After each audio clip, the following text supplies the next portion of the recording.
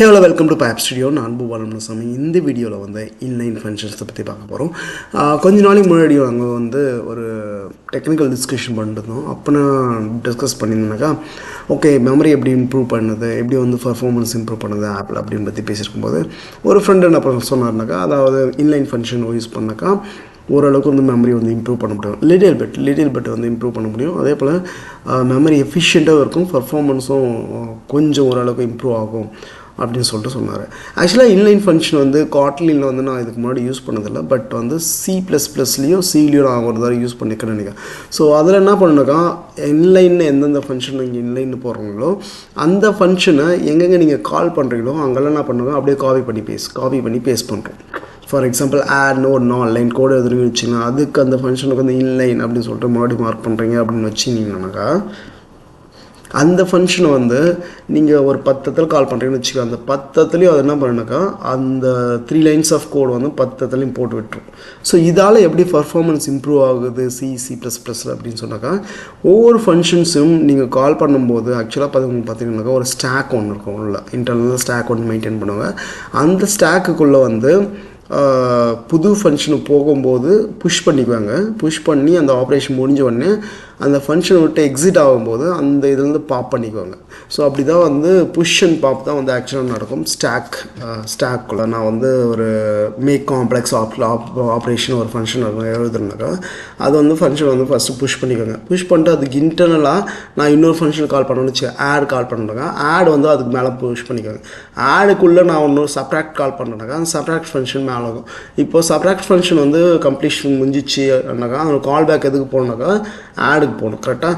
So அப்போ என்ன பண்ணுவாங்க, அந்த மேலே என்ன இருக்கும், இப்போது மேலே வந்து உங்களுடைய ஸ்டாக்குக்குள்ளே டாப்பில் இருக்கிறது தான் வந்து ஃபஸ்ட் ரிமூவ் ஆகும். அப்போது டாப்பில் இருக்கிறது இப்போதைக்குன்னு சப்ராக்ட். அப்போ சப்ராக்டை பாப் பண்ணோடனே அந்த சப்ராக்டோட அவுட்புட் என்ன பண்ணுவாங்கனாக்கா உங்களுக்கு ஆடு கொடுப்பாங்க. ஸோ ஆடு தான் வந்து லாஸ்ட்டில் இருக்கும். ஸோ ஆடும் முடிச்சு பர்ஃபார்மன்ஸ் முடிஞ்சிச்சு அது ரிட்டர்ன் பண்ணுது அப்படின்னாக்கா அப்போது வந்து ஆடு ரிமூவ் பண்ணுவாங்க. ஆடு ரிமூவ் பண்ணாக்கா அதனுடைய அவுட்புட் எது கொடுப்பாங்கன்னா லாஸ்ட்டாக எந்த காலர் வந்து எதுன்னு பார்த்தீங்கன்னாக்கா இப்போதைக்கு வந்து காம்ப்ளெக்ஸ் தானே, அந்த காம்ப்ளெக்ஸ்ன்ற ஃபங்க்ஷனும் கொடுப்பாங்க. ஸோ அப்படி தான் வந்து ஒர்க் ஆகுது.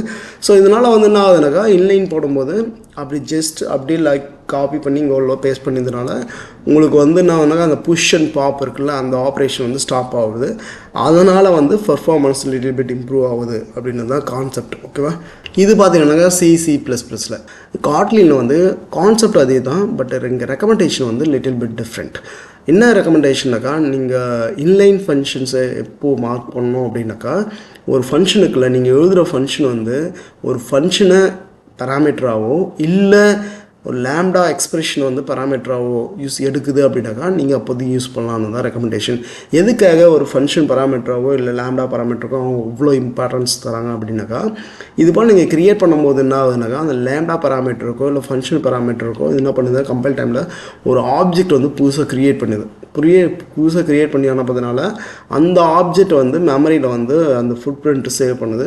அதனால் வந்து மெமரி வந்து ஜஸ்ட் கொஞ்சம் இன்க்ரீஸ் ஆகுது அப்படின்னு சொல்கிறாங்க.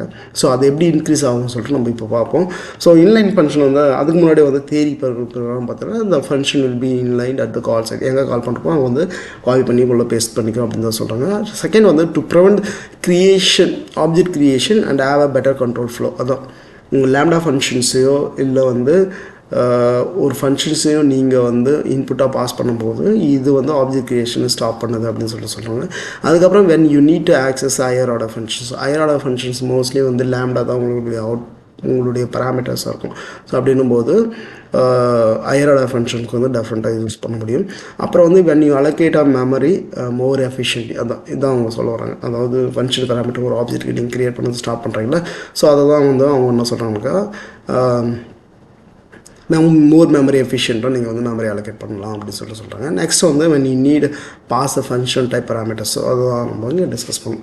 ஸோ தேரி பிரகாரம் பார்த்தோம் இப்படி தான் normal function, inline function. Normal function பார்த்தீங்கன்னாக்கா ஒரு ஃபங்க்ஷன் மெயின் ஃபங்க்ஷன் கால் பண்ணுறீங்க, மெயின் ஃபங்க்ஷன் வந்து மை ஃபங்க்ஷன் கால் பண்ணும்போது கண்ட்ரோல் ஃப்ளோ வந்து என்ன பண்ணுவோம், ஸ்டாக்கில் நான் சொன்னேன் அந்த ஸ்டாக்குள்ளே வந்து மெயினை போட்டுட்டு அதுக்கப்புறம் மை ஃபங்க்ஷன் வந்து ஸ்டாக்கு மேலே போட்டு அங்கே போய்ட்டு எக்ஸிக்யூட் பண்ணி முடிச்சோடனே மை ஃபங்க்ஷன் வந்து ஸ்டாக்கை வந்து வெளியே பாப் பண்ணிவிட்டு அதுக்கப்புறம் மெயின் ஃபங்க்ஷன் போய்ட்டு மெயின் ஃபங்க்ஷன் எக்ஸிக்யூட் பண்ணி மெயின் ஃபங்க்ஷன் பாப் பண்ணுறோம், அதுக்கப்புறம் ஸ்டாக் ஆகும். வேறு இன்லைன் ஃபங்க்ஷனில் வந்து நீங்கள் என்ன மெயின் ஃபங்க்ஷனுக்குள்ளேயே அந்த மை ஃபங்க்ஷனுக்குள்ள பாடி வந்து உள்ளே இன்ஜெக்ட் ஆகிடும். ஸோ இது கான்செப்ட். ஸோ இதை வந்து நம்ம இது வந்து ப்ராக்டிக்கலாக நம்ம பார்ப்போம். ஃபஸ்ட்டு நீங்கள் இதை வந்து பைட் கோட் எப்படி பார்க்கணும் அப்படின்னாக்கா, டூல்ஸில் போய்ட்டு காட்லினில் போய்ட்டு ஷோ காட்லின் பைட் கோட் பார்த்தீங்கன்னாக்கா இங்கே பைட் கோட் உங்களுக்கு காட்டும். ஸோ இதுதான் வந்து பைட் கோடு பார்த்தீங்கன்னாக்கா பர்ஃபார்ம் நெட்வொர்க் ஆப்ரேஷனுக்கான பைட் கோடு இது. அதே போல் பைப் பிரிண்ட்டுக்கான பைட் கோடு வந்து இது ஆக்சுவலாக. அதுக்கப்புறம் பர்ஃபார்ம் நெட்வொர்க்கான ஆப்ரேஷன் வந்து பைட் கோடு வந்து இது பார்த்தீங்கன்னாக்கா இங்கே வந்து எம்ப்ளாயி க்ரியேட் பண்ணுறோம், க்ரியேட் பண்ணி 2 பேராமீட்டர் பாஸ் பண்ணுறோம். அதுக்கப்புறம் வந்து அந்த ஃபங்க்ஷன்ஸ் அந்த கால்பேக் ஃபங்க்ஷன்ஸுக்குள்ளே அதை இன்வோக் பண்ணதோ அது இங்கே சொல்லியிருக்காங்க. சரி, ஓகே. இப்போ வந்து இதுக்கு வந்து டீகம்பைல் பண்ணி இதனுடைய ஆக்சுவல் அந்த கம்பைல் கோட் பார்ப்போம்.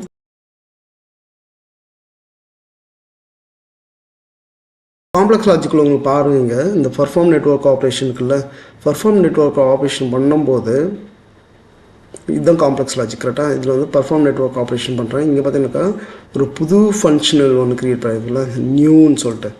ஸோ நியூ ஃபங்க்ஷன் சொல்லிட்டு இந்த கால்பேக் ஃபங்க்ஷன் க்ரியேட் பண்ணும்போது இங்கே என்ன ஆகுதுனாக்கா ஒரு புது ஃபங்க்ஷன் வந்து க்ரியேட் ஆகுது. இந்த ஆப்ஜெக்ட் வந்து அலோகேட் ஆகுது பார்த்தீங்களா, இந்த கால்பேக் ஃபங்க்ஷனுக்காக இந்த ஸ்பெசிஃபிக் ஆப்ஜெக்ட் அலோகேட் ஆகிருக்கு. இங்கே பைப் பிரிண்ட்குள்ளே பார்த்தீங்கன்னாக்கா இதுக்கு எதுவும் அலோகேட் ஆகல, தட்ஸ் பர்ஃபெக்ட்லி ஃபைன். அப்புறம் பர்ஃபார்ம் நெட்வொர்க் ஆப்ரேஷன் பார்த்தீங்கன்னாக்கா ஜஸ்ட் வந்து எம்ப்ளாய் க்ரியேட் பண்ணி இதை இன்வோக் பண்ணுறோம். ஸோ இங்கே ப்ராப்ளமேட்டிக்காக எதோ அவங்க பார்க்குறாங்கனாக்கா இந்த லைன்ஸ் தான் பார்க்குறாங்க. அதாவது புது ஆப்ஜெக்ட் ஒன்று க்ரியேட் ஆகுது பார்த்தீங்கன்னா, இந்த புது ஆப்ஜெக்ட் க்ரியேட் ஆகுதுனால தான் மெமரி வந்து ஃபுட் பிரிண்ட் இன்க்ரீஸ் ஆகுது அப்படின்னு சொல்லிட்டு அவங்க சொல்கிறாங்க. ஸோ இது நம்ம ஃபிக்ஸ் பண்ணோம் அப்படின்னாக்கா அவங்க சிம்பிளாக என்ன சொல்கிறாங்கனாக்கா இன்லைன் அப்படின்னு சொல்லி போடுங்க அப்படின்னு சொல்லிட்டு சொல்கிறாங்க. ஸோ இன்லைன் போட்டால் என்ன ஆகும் அப்படின்னு சொல்லிட்டு இப்போ பார்ப்போம். மறுபடியும் போய்ட்டு ஃபைலில் போய்ட்டு டூல்ஸ் போய்ட்டு ஆன்லைனில் போய்ட்டு ஷோ பைட் கோட் போடுறோம். ஸோ ஷோ பைட் கோட் போகும்போது இப்போ காம்ப்ளெக்ஸ் லாஜிக்கில் போய்ட்டு இது டீகம்பைல் பண்ணுங்கள். அகெயின் டீகம்பைல் பண்ணி ஸ்ப்ளிட் பண்ணுங்கள், ஸ்ப்ளிட் டு ரைட். இப்போ போய் பார்த்தீங்கன்னாக்கா இப்போ காம்ப்ளெக்ஸ் லாஜிக்கல் பார்த்தீங்கன்னா அந்த நியூ ஃபங்க்ஷன் வந்து சுத்தமாக க்ரியேட் ஆகலப்பாங்க. இப்போ என்ன இருக்குனாக்கா இதுக்குள்ளே என்ன வேல்யூ இருக்கோ அது டேரெக்டாக தந்து இங்கே போட்டுச்சு, எங்கள் காம்ப்ளெக்ஸ் லாஜிக்குள்ளே போட்டுச்சு. ஸோ இது உங்களுக்கு புரிஞ்சுக்கணும்னு நினைக்கிறேன். Let me know if you guys have any question. Otherwise thank you so much for வாட்சிங் த வீடியோ. பை.